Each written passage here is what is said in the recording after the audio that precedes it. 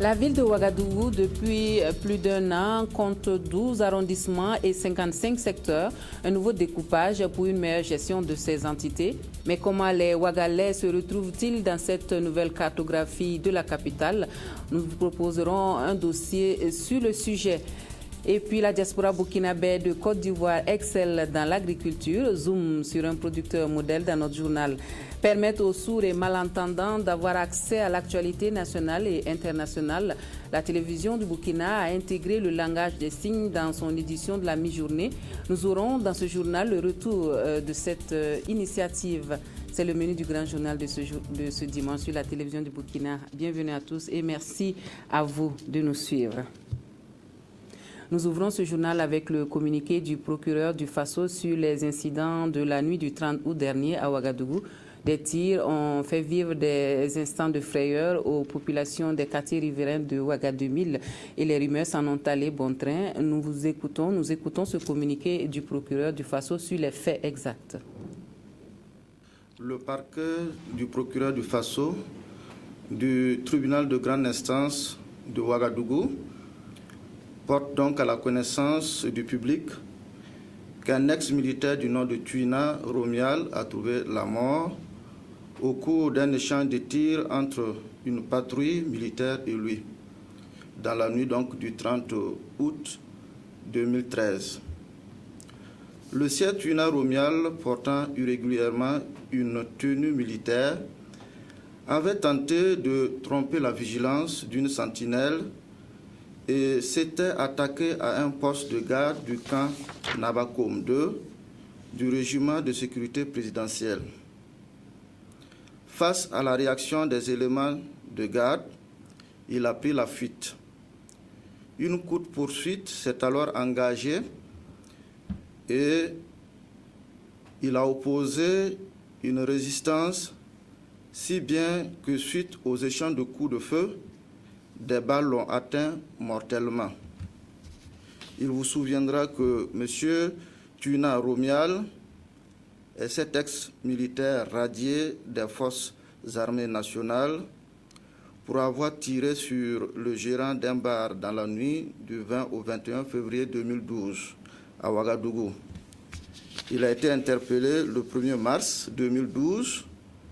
Il s'était évadé peu après donc de la brigade de gendarmerie où il était détenu. Le 11 avril 2012, il avait braqué en plein jour l'agence de la Banque commerciale du Burkina BCB de la Padoua et emporté avec lui la somme de 7 504 000 francs CFA. Activement recherché après ce forfait, il s'était enfui hors du pays.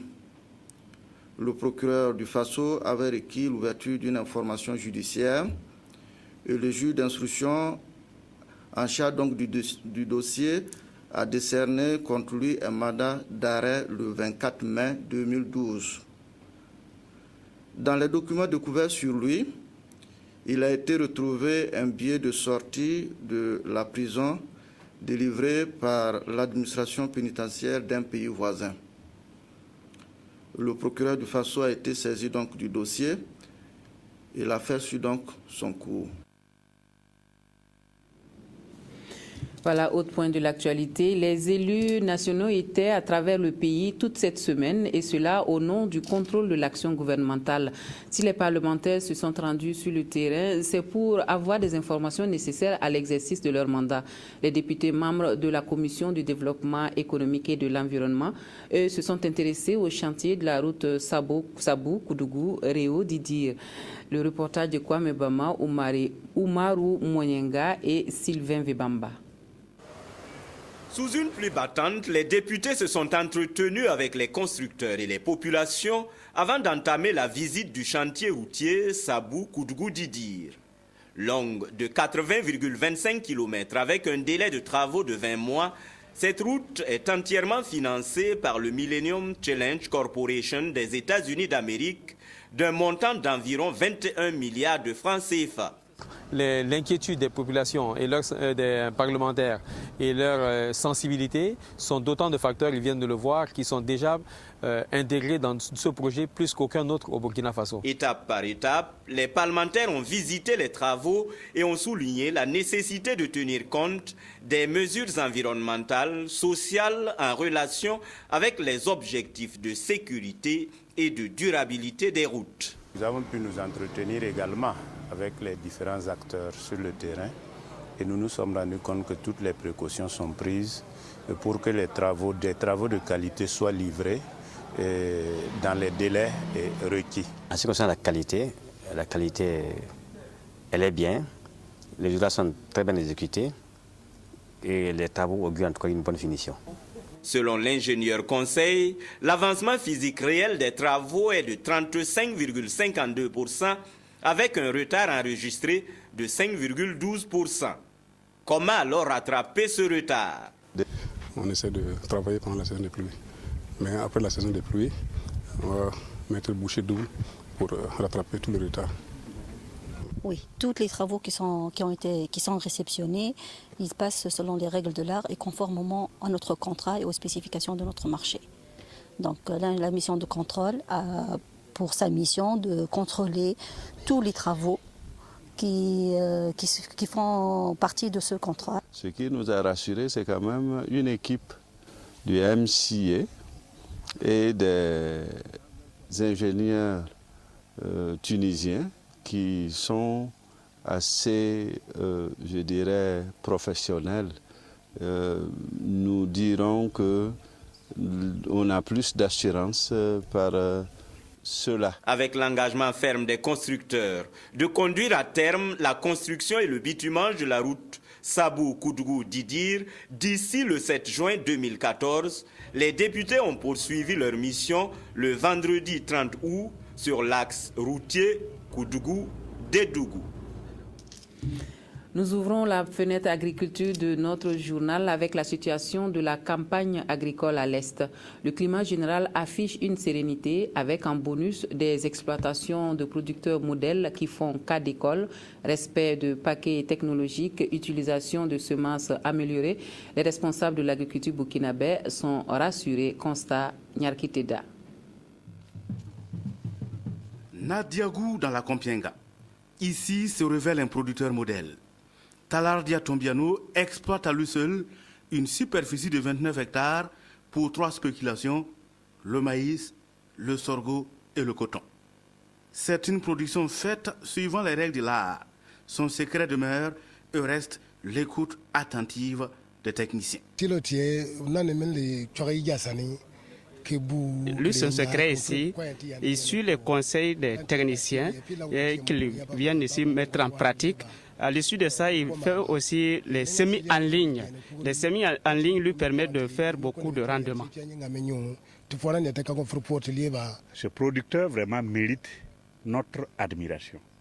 Parce que lorsqu'on regarde son champ, lorsqu'on regarde l'organisation du travail qui est fait ici, c'est vraiment quelqu'un qui mérite vraiment nos encouragements et qui constitue aussi un modèle pour beaucoup de gens qui envisagent de s'investir dans l'agriculture.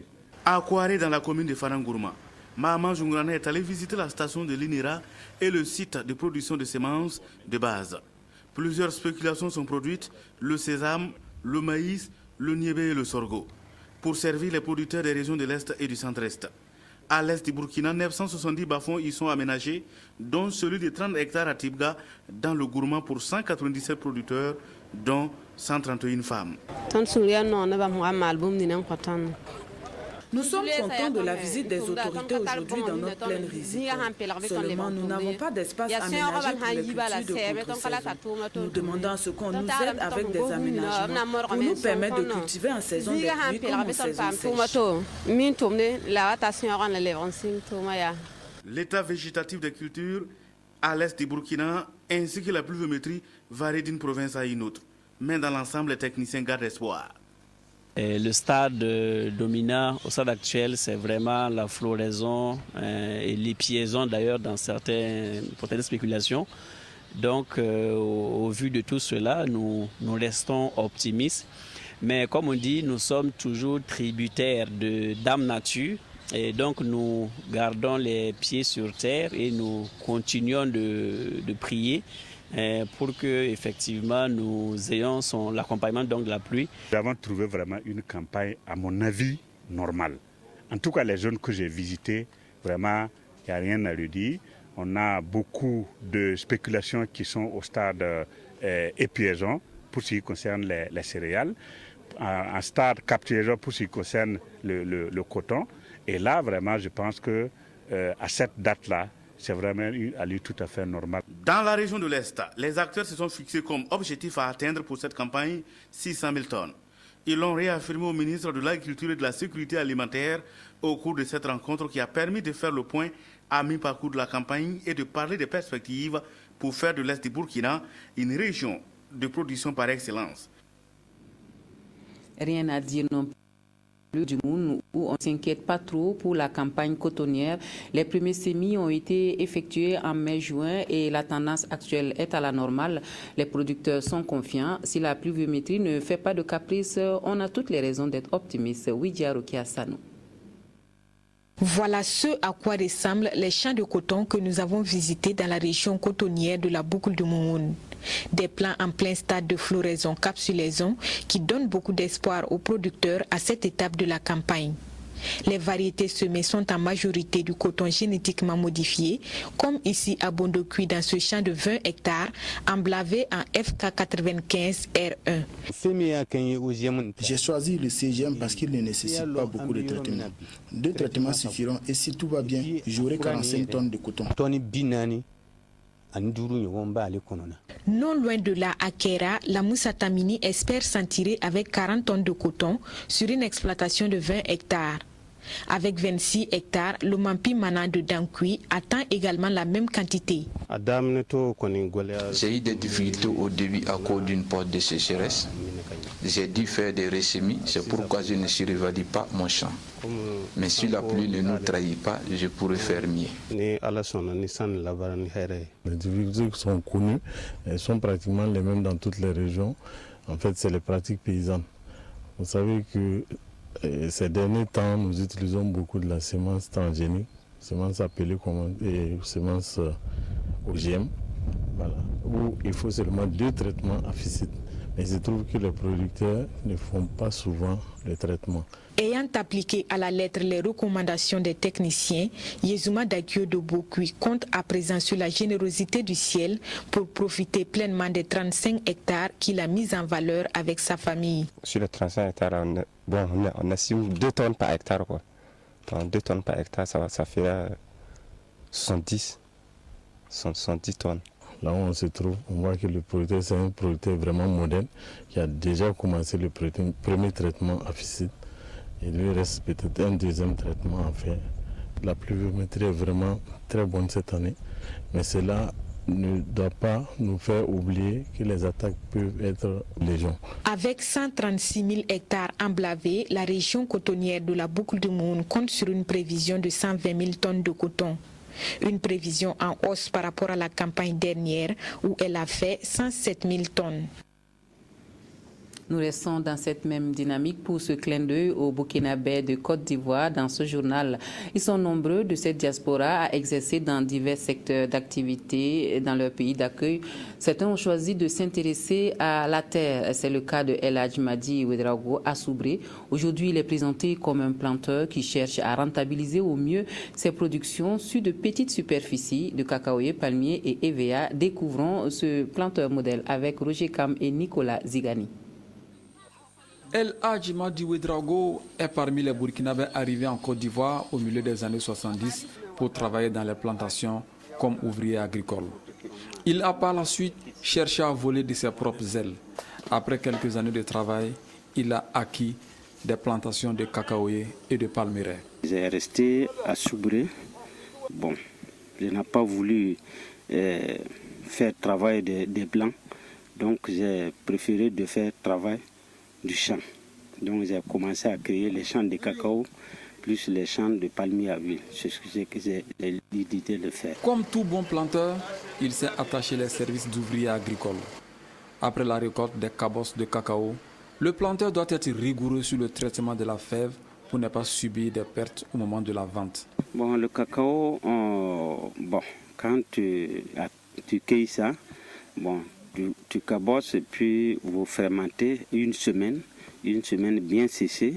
Là maintenant, vous enlevez tout ce qu'il en faut, les nyama-nyama. Et puis maintenant, tu sèches ça et puis vous vendez ça avec la coopérative bien fait. Avec le nouveau régime, en tout cas, le cacao c'est bien fait et puis bien payé. Le prix que j'en donnais, le cacao est un bon prix. Donc il n'y a pas de problème, c'est bien payé. Dans ces plantations, il est soutenu par ses 3 femmes et ses enfants. Pour M. Ouedraogo, il est bon que ses enfants aient les rudiments nécessaires pour bien assurer la relève. C'est quelqu'un qui a déjà 3 femmes et il a beaucoup d'enfants. Il faut qu'il prépare l'avenir de ses enfants. J'ai trouvé bon pour ce qu'il a choisi. De nos jours, le planteur moderne suit de près l'évolution du marché. Il est question de plus en plus de diversifier l'offre des produits agricoles en fonction de la demande et de la rentabilité. C'est pourquoi de nombreux planteurs s'intéressent de plus en plus à l'EVA. Un bon planteur doit avoir tout. Donc, au lieu des grandes superficies qui ne donnent à rien, il faut faire un peu et puis bien utiliser ça. Donc, j'ai fait tomber 20 hectares de palmiers et je mets ça en EVA culture pour pouvoir mieux adapter ça. Voilà. De retour de temps en temps au bercail, il a exploré des zones propices de production, surtout de palmeraie. Ces plants de palmiers que vous voyez ici ont été mis en terre en juin dernier. Il y avait un séminaire au Burkina on nous a dit de nous envoyer l'expérience, ce que nous aussi on a vécu en Côte d'Ivoire. Comme j'avais le palmier que j'ai aimé, je suis parti chercher un bas-fond à Banfora et j'avais mis 10 hectares. Les 10 hectares, le feu a pris. Mais n'empêche pas de continuer. Donc les pépinières que j'ai fait, que vous avez vues, c'est pour envoyer à la fin de ce mois pour aller planter à Banfora. J'envisage de faire 30 à 40 hectares. En dehors des plantations, El Hadj Madi Ouedraogo passe le reste de son temps au consulat honoraire du Burkina à Soubré. Il aide le consul honoraire en tant que délégué CSBE, Conseil supérieur des Burkinabés de l'étranger. Une fois, il y a des missions, le consul nous envoie, puis je m'en vais intervenir. Par exemple, il y a eu des élections des délégués consulaires à Bio, qu'on est parti, et puis c'est bien passé. Ils sont nombreux les planteurs qui ont compris l'importance de diversifier la production agricole avec l'évolution des cours mondiaux pour éviter les faillites. Cependant, on note une préférence pour l'EVA car le caoutchouc s'achète bien sur le marché international. Au Burkina, le chant du président du Faso dans la Sicile a été le point de convergence des membres sympathisants de la FEDABC pour le rendez-vous annuel de la reforestation. Le choix s'est porté sur les arbres fruitiers pour une plantation surtout utile, comme le veut le mot d'ordre de l'édition 2013 de la campagne nationale de reboisement. Oumou Sissé nous parle de ce moment. La FEDABC au grand complet dans le champ du président du Faso à Léo dans la Sicile. Pour cette campagne de reboisement 2013, la Fédération associative pour la paix et le progrès avec Blaise Compaoré veut planter utile. Et pour l'occasion, les membres ont mis en terre des centaines d'arbres fruitiers. Le gouvernement a donné un mot d'ordre, c'est planter utile. Et au niveau de la FEDABC, nous ne pouvons pas rester indifférents. Voilà pourquoi nous avons choisi le site de Léo pour une plantation utile. Les arbres que nous allons mettre à terre ici seront des arbres pour la progéniture. C'est des arbres fruitiers que nous avons choisis essentiellement. Nous allons les planter et nous allons suivre pour que ces arbres-là puissent donner des fruits pour le bonheur des populations, non seulement de ceux qui sont là, mais aussi pour les générations futures. Par cette plantation d'arbres, la FEDABC s'engage avec le gouvernement à lutter contre la désertification au Burkina Faso. Elle s'engage également à prendre soin des plants mis en terre jusqu'à ce qu'ils grandissent et produisent des fruits. Voilà, nous en arrivons à la nouvelle cartographie administrative de la capitale burkinabé.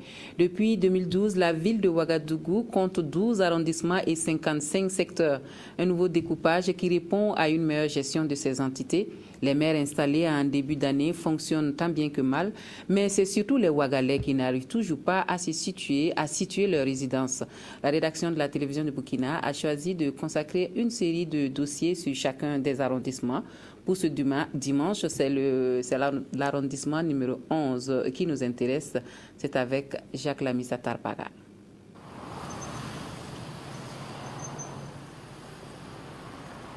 Ah, je ne connais pas les nouveaux découpages là, ça vraiment, sans mentir, je ne connais pas. Voilà, le secteur aussi, je ne maîtrise pas. Bon, c'est ex-secteur 30, mais aujourd'hui là, je ne sais pas, c'est secteur numéro combien. Ouais. Comme Romain Ibrango, ils sont nombreux les habitants de cette partie de Ouagadougou qui ne savent pas qu'ils résident dans le 11e arrondissement de la ville. Le nouveau découpage de la capitale consacre 12 arrondissements et 55 secteurs. Le 11e arrondissement a une superficie de plus de 30 km² avec 220 000 habitants. Pour ce qui est de la présentation, l'arrondissement 11 est également un arrondissement périphérique. Donc sa frontière nord, c'est la rue 2800 dont je parlais tantôt, donc aux environs de la maison de la femme. Alors, donc ensuite, la limite ouest, donc c'est toujours le boulevard des Tansoba, donc depuis pratiquement aux environs de la maison de la femme jusqu'à l'échangeur de Ouara 2000. Voilà. Bon, ensuite, la limite sud, nous avons de l'échangeur de Ouara 2000 jusque pratiquement après le Golf Club, donc sur la route de Pau. Voilà, Ouara Koubri, voilà, en allant vers Combisiri et Pau. Voilà, donc ça c'est la limite. Et la limite est maintenant, vous avez pratiquement la commune rurale de Saba. Voilà, donc au niveau de l'arrondissement numéro 11, nous avons les secteurs numéro 46, 47, 48, 49, 50 et 51. Donc c'est notamment les quartiers Karpala, voilà, essentiellement avec le village de Yamtenga et le village également de Balkoui, donc qui ont été fusionnés justement dans les secteurs qui forment ces arrondissements. Et c'est ici, à proximité du château d'eau de Karpala, que le maire et son équipe ont commencé le travail il y a 5 mois. Nous essayons de nous installer progressivement, tout simplement parce que dès le début ça a été difficile. Nous sommes dans un local, commençons par là, qui est un local de la santé que nous avons négocié. Sinon, parmi les 12 arrondissements, je crois que les 7 nouveaux arrondissements devraient louer des bâtiments. Et nous avions bénéficié de cet appui du ministère de la Santé qui a bien voulu nous accorder ce local en attendant que nous ayons un bâtiment pour déménager. Le 11e arrondissement de Ouagadougou est un quartier périphérique qualifié très souvent de quartier précaire. La santé, l'éducation et les routes constituent les principales préoccupations du maire. Bon, au niveau de la santé, je sais qu'au niveau du secteur 46, en allant vers la cour du chef de Yamtenga, on souhaite qu'on ait une formation sanitaire là-bas. Et également, derrière Dayongo, Belleville, c'est un quartier qu'on vient de nommer Belleville, il faut vraiment une formation sanitaire. C'est au niveau de l'enseignement que je veux dire que nous n'avons qu'un seul lycée, c'est le lycée Rimvouré. Je vais parler du lycée public, le lycée Rimvouré. Donc à ce niveau, nous avons vraiment pas mal de difficultés parce que il y a beaucoup de demandes. Il y a également l'état des routes. Présentement, nous n'avons que la voie qui mène vers le lycée Rimvouré, qui est une route bitumée, et la voie, en fait, la rue Bordogo et également la rue Sankara Inoussa, qui sont pratiquement les routes bitumées au niveau de notre arrondissement. Et je pense que ça ne dépasse pas 3 à 4 km de route bitumée. Donc, au niveau des infrastructures routières, nous avons pas mal de difficultés, pratiquement pas de route. Parce que je le dis tout simplement, l'ouverture des voies a eu lieu dans cet arrondissement depuis 1990. Mais le plus grand défi qui se dresse devant le conseil d'arrondissement, c'est l'épineuse question des lotissements. Pour y arriver, le maire adopte la méthode de la concertation. Nous sommes à nos débuts. Nous travaillons en collaboration avec l'ancienne équipe dont je faisais partie, afin que nous puissions avoir toute la documentation nécessaire et avoir la situation réelle des parcelles et avec d'autres terrains autres que usage d'habitation, afin que nous puissions communiquer à notre conseil d'arrondissement et également la population et voir ensemble comment nous allons travailler pour pouvoir apaiser les cœurs au niveau de cet arrondissement. Avec une équipe réduite pour l'instant, Ousmane Ouedraogo entend multiplier les campagnes de sensibilisation, histoire de faire connaître l'arrondissement dans ses limites, mais aussi les 6 secteurs qui le composent. Cela pourrait aussi passer par un bon adressage des rues et autres lieux publics du 11e arrondissement de Ouagadougou. Voilà. C'est fait donc pour le 11e arrondissement. À Bobo-Dioulasso, l'arrondissement numéro 1 doit faire face à une importante difficulté. Le vieux pont de Yorokoko s'est effondré sous le poids de l'âge. L'infrastructure a fini par céder il y a à peu près un mois après une grosse pluie, donnant du fil à retordre aux usagers de cette artère. Le constat à Sia avec Fomi Marié et Karim Sissé. Ce pont situé dans le quartier Yorokoko de Bobo-Dioulasso a croupi sous le poids de l'âge. L'incident s'est produit il y a de cela plus d'un mois. Selon les riverains, cette infrastructure, de même que celle dénommée Pont Bessin ou Pongoué et une autre du même alignement, date des années 40. Aujourd'hui, l'effondrement de ce pont provoque une désolation chez les populations. C'est avec stupeur que nous avons constaté cette situation, parce que ça nous interpelle, nous les riverains, que nous sommes pratiquement tous exposés. Parce qu'une pluie sérieuse, je ne donne pas vraiment cher tout ce qui est pratiquement riverain à ce canal-là. Donc déjà, c'est une peur. Et chaque jour que Dieu fait, nous nous réveillons pendant cet hivernage-là, c'est avec vraiment beaucoup de questionnements. Sinon, le marigot là est très vieux. Nous-mêmes, là où nous sommes tous nés trouver les marigots là comme ça. Donc, on ne peut pas dire que c'est quelque chose que ça ne nous arrange pas, ça nous arrange beaucoup. Parce qu'il y a beaucoup de monde qui passe par ces chemins-là. Au moment où ça s'est dit, bon, je peux dire qu'il faisait déjà tard. C'est un pont qui avait déjà amorti, puisque c'est un pont peut-être qui date plus de 40 ans. Alors, compte tenu même de la dégradation même du canal, le pont ne pouvait pas résister longtemps. Donc, le pont a cédé. On a été tous constatés. Quoi qu'on dise, en tout cas, la mairie s'attelle pour que ce pont-là soit vite réparé. Et dès qu'on est arrivé, la première des choses, c'était de pouvoir mettre des barrières afin que ça ne peut pas nous donner d'autres victimes. Les autorités en charge de la question disent être conscientes et avisées de la situation. Elles envisagent la construction d'un nouveau pont, mais cela doit se faire en tenant compte des appels d'offres. C'est un travail technique. Nous, c'est un travail administratif. Nous ne faisons que voir comment les choses vont se faire. Mais les techniciens aussi savent comment ils doivent entreprendre ces travaux-là. Sinon, normalement, le canal même doit être repris. Mais on n'a pas vraiment les moyens. Nous allons tout faire pour quand même chercher des partenaires qui pourront nous aider pour que nous puissions quand même faire tout le canal. Aujourd'hui, l'inquiétude des riverains, c'est l'imprudence des tout-petits qui osent s'aventurer sur la portion restante de ce pont. J'habite juste à côté de ce pont.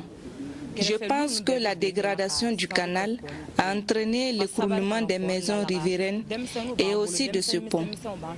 Nous demandons aux autorités de nous aider à construire le pont de même que le canal. Lorsque nous sommes absentes, nous sommes toujours inquiètes pour nos enfants. On passe tout notre temps à chasser les enfants qui s'aventurent sur ce pont cassé. Mais leur curiosité les amène à monter sur ce pont cassé. Nous sommes pratiquement enclavés, s'il faut faire le grand tour ou bien l'autre tour. Parce que je pense que ces ponts-là sont pratiquement contemporains. Si ça a cédé, ça veut dire qu'il faut s'attendre à ce que l'autre cède aussi et de l'autre côté aussi. Vous savez, comme nos parents, vous le savez, ils sont têtus. Le pont a cédé, mais il y a une portion qui est restée. Les gens s'entêtent toujours à passer.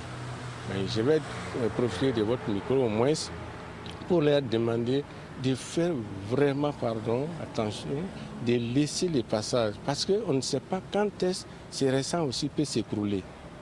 En attendant la construction d'un nouveau pont, les riverains seront obligés de faire le grand tour pour vaquer à leurs occupations. Tout autre chose à présent, les sourds et malentendants ont accès à l'actualité nationale et internationale sur la télévision du Burkina depuis quelque temps déjà. Vous avez dû remarquer le langage des signes qui est exécuté au cours de l'édition de la mi-journée, une retransmission appréciée par le nouveau public de la chaîne nationale, même s'il reste convaincu qu'on peut améliorer cette prestation. C'est un sujet qui a inspiré Ramatou Zida. Tout le monde a droit à l'information. Tel est le sens de ce langage gestuel des malentendants. Un langage de signes utilisé pour communiquer entre sourds et avec les sourds.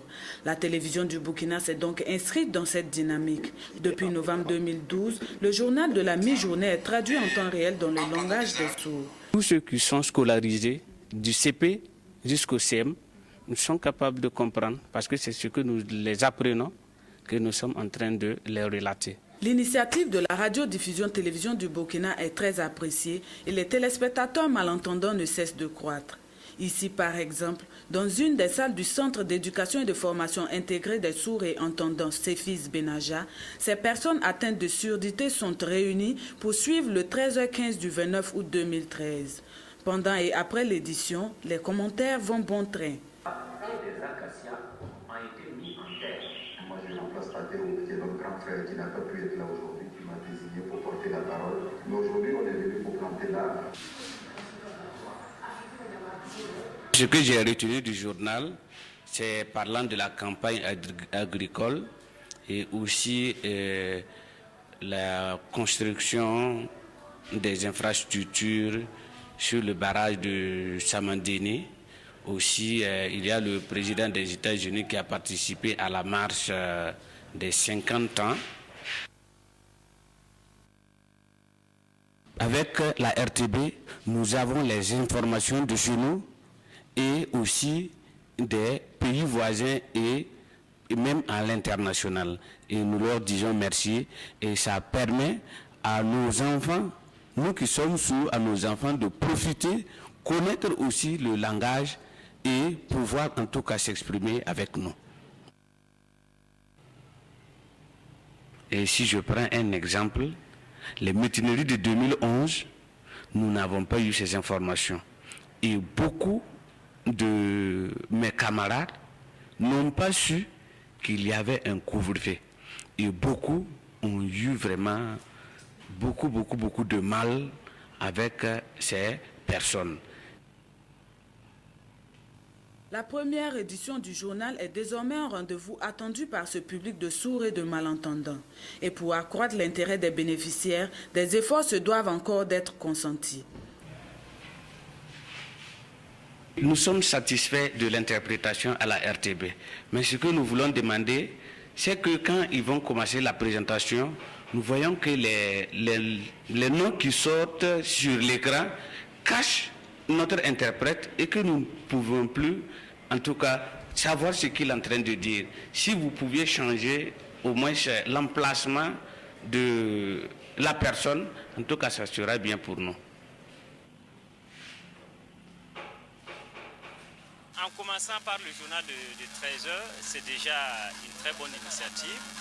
Si ça peut continuer au niveau de toutes les autres éditions, de l'information au niveau de la RTB, ça serait une très bonne chose.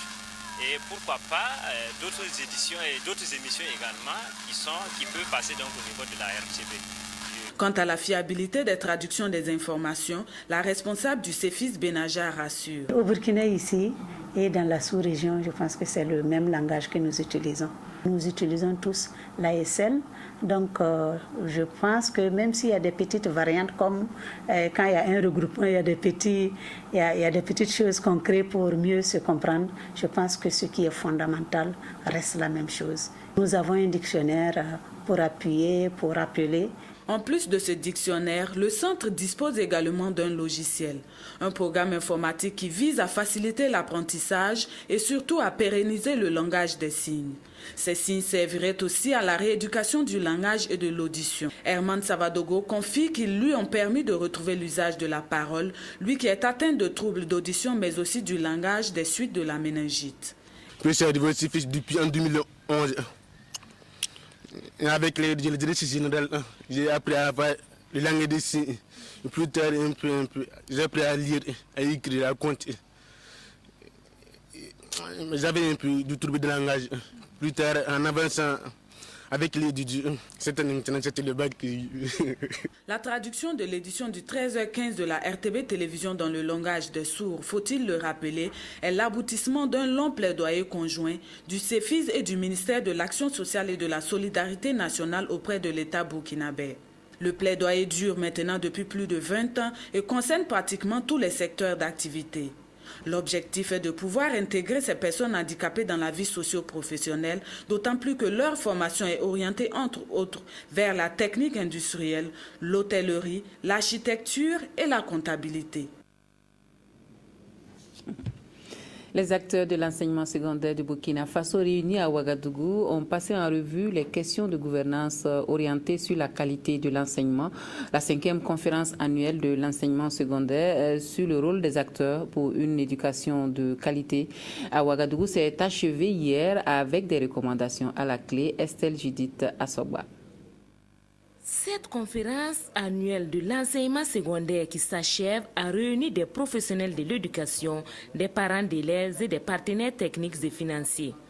3 jours de travaux leur ont permis d'identifier les problèmes de gouvernance qui entravent le développement qualitatif du système éducatif burkinabé et de formuler 3 recommandations. Le recrutement en nombre suffisant du personnel enseignant pour combler les déficits, la création effective de l'emploi de chef d'établissement du secondaire par voie de concours et son évolution vers l'inspectorat de la vie scolaire et enfin l'institution de cadres de concertation séparés pour une meilleure exécution spécifique aux différentes structures de leur ministère de tutelle.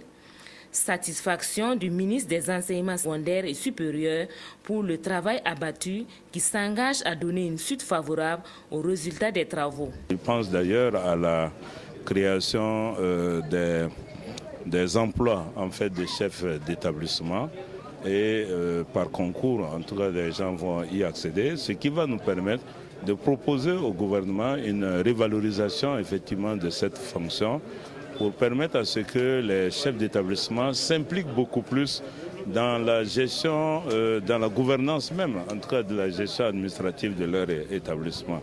Alors il y a aussi un poste, un emploi d'inspecteur de la vie scolaire et nous pensons que nous allons travailler à ce que ces choses puissent se mettre en place. Pour Moussa Ouattara, les conclusions des travaux interpellent tous les acteurs du système éducatif.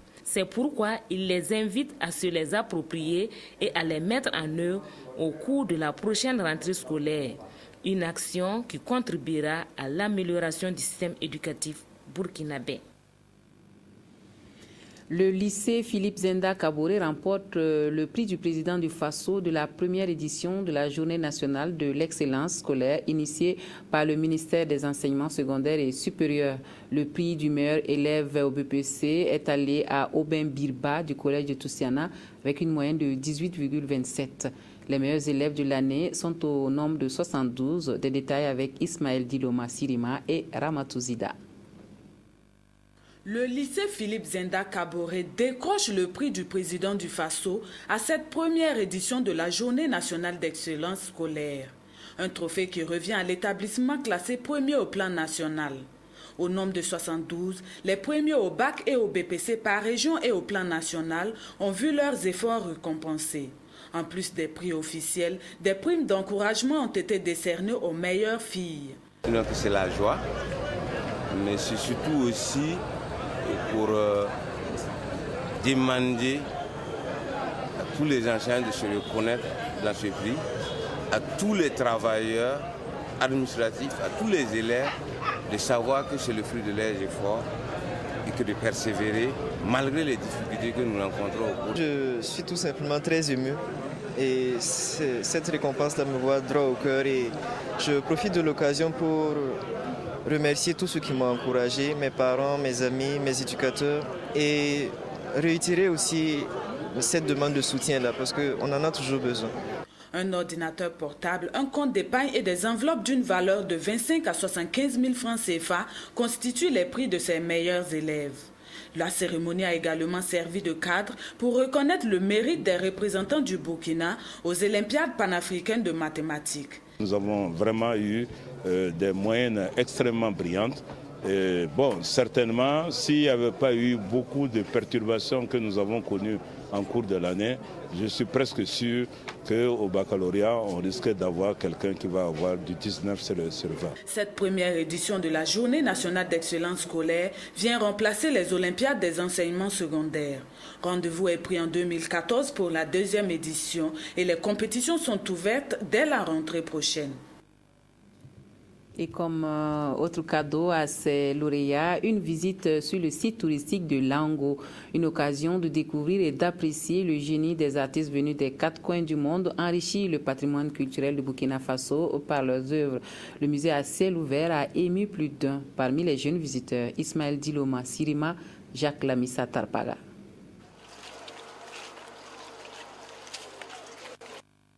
Le site granit de Lango, pris d'assaut par les meilleurs élèves de 3e et de terminale.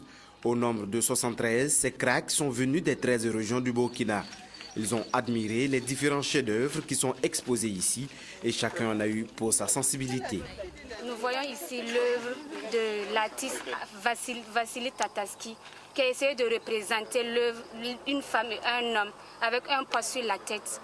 Cela signifie que la femme et l'homme doivent s'entraider partout dans la vie. L'œuvre d'un autre artiste qui est derrière, tout juste derrière vous, qui parle d'un dictateur et des opprimés. Parce qu'on remarque qu'aujourd'hui, en Syrie, en Égypte, il y a beaucoup de conflits, des gens qui ne s'entendent pas avec les chefs d'État.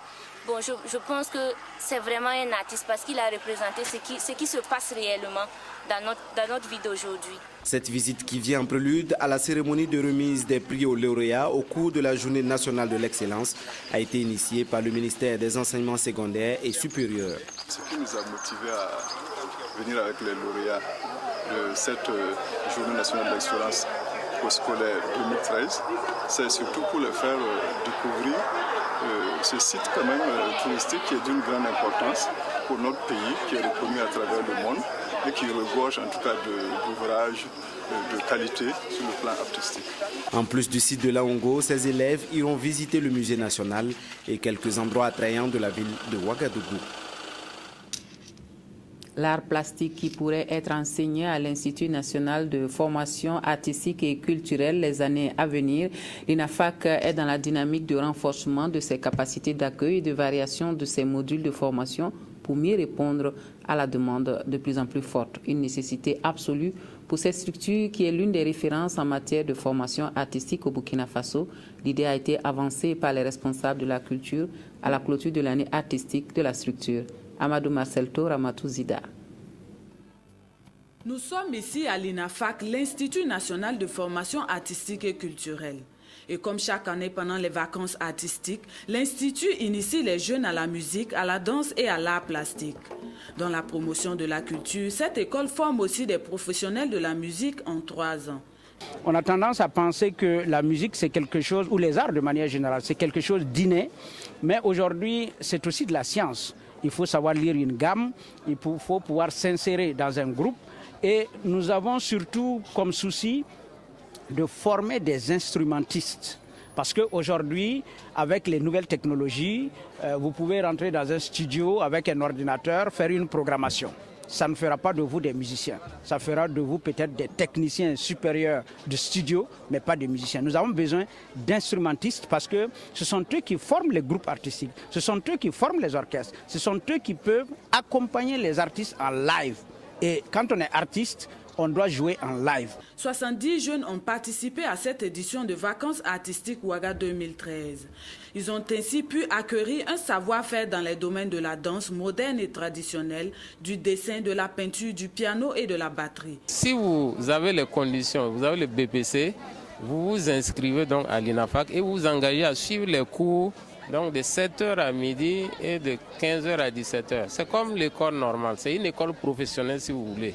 Mais bon, peut-être que le but final là, c'est de sortir vraiment avec un outil par rapport à la discipline artistique que vous avez choisie. J'ai appris beaucoup de choses sur la guitare, j'ai appris à chanter un peu de techniques vocales. Voilà quoi. Je n'avais pas de ça, j'ai tout appris. À cette cérémonie, 4 stagiaires ont reçu leur certificat de fin de formation à l'INAFAC. Les portes du professionnalisme leur sont désormais ouvertes.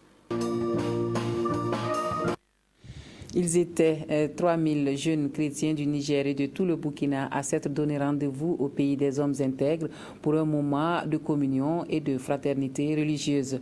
La 7e édition des universités des jeunes du Centre international d'évangélisation aura été un cadre d'apprentissage et de partage spirituel. Voici pour vous la fin de cette rencontre. C'est avec Anna-Lucie Kéré. 3000 jeunes environ venant du Niger et des 13 régions du Burkina ont pris d'assaut le Centre international d'évangélisation le 28 août dernier pour prendre part à leur rencontre annuelle, les universités des jeunes. De nombreux invités ont également effectué le déplacement pour ce rendez-vous de la jeunesse qui a été placé sous le thème « Triompher du monde pour vivre une vie abondante ». Le thème de cette 7e édition, selon le coordonnateur du mouvement des jeunes du centre d'évangélisation, qui sera développé par différents orateurs à qui il a exprimé sa reconnaissance, vient à point nommé. En tant que sel de la terre, lumière du monde, nous devons de jouer notre partition dans une société où le gain facile, la violence sous toutes ses formes, semble prendre le pas. Lumière que nous sommes, levons-nous et affirmons notre identité, sinon nous aurons vécu une vie largement en dessous du standard de vie que Christ nous a donné. Firmin Sommet poursuivra en soutenant que le choix de leurs parrains non plus n'est pas fortuit, car les fioles considèrent Sungalo Apollinaire Ouattara comme un modèle contemporain. Les représentants du ministre de la Jeunesse et du parrain ont tous adressé des messages aux jeunes. Une invite à l'abnégation au travail et à la promotion des valeurs citoyennes.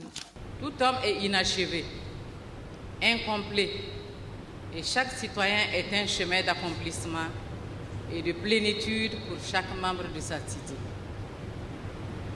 La civilité met donc en cause la responsabilité de chaque citoyen à l'égard de son prochain.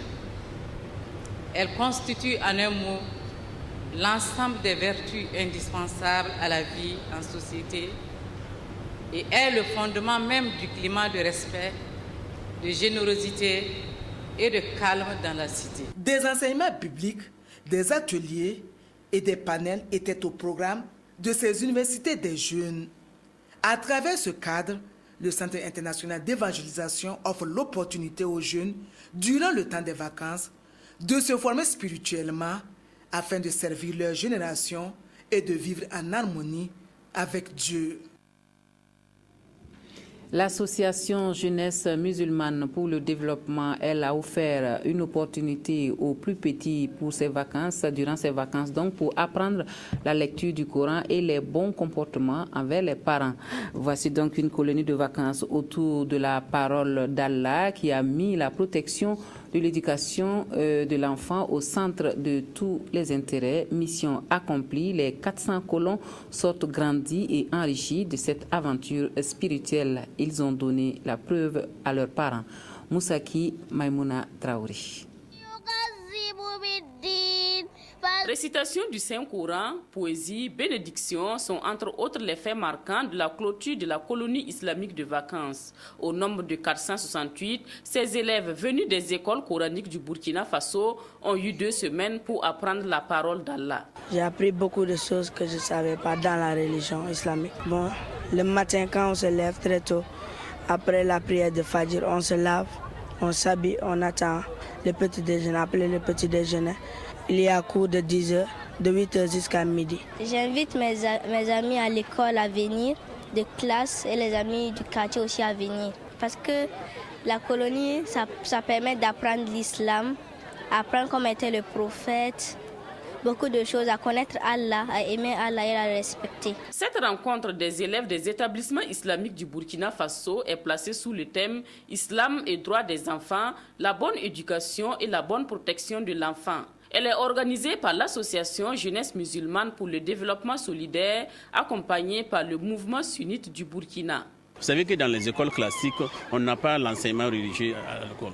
Donc pendant les vacances, nous regroupons ces enfants et nous les apprenons la prière, nous les apprenons comment le musulman doit se comporter envers ses parents, comment le musulman doit se comporter envers la société, quel est le comportement du vrai musulman. Nous sommes totalement satisfaits. Satisfaits pendant ces 2 semaines, nous avons pu inculquer à ces enfants l'amour de la religion. On va faire de plus aussi.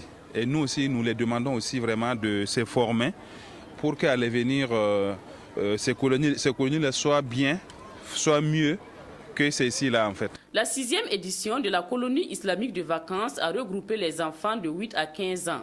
Ils repartent tous satisfaits en espérant assister à la 7e édition de la colonie islamique de vacances l'année prochaine. Voilà qui met fin au grand journal de ce dimanche sur la télévision du Burkina. Toute l'équipe du 20h se joint à moi pour vous dire merci à vous de nous avoir reçus chez vous toute cette semaine. Excellente soirée à tous et à toutes et une très bonne reprise de travail pour demain.